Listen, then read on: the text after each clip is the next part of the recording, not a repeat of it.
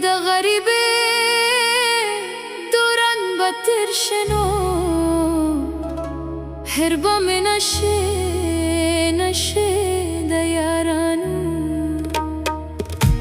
یارانو پیغورونه هیچ مې د تورو او زلفو ورونو د چا به کرو او چا به هسې یا هسې غږ کوونه او رنګ به مې ولې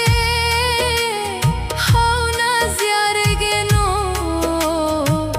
په ما یې کړې د زعفرانو ته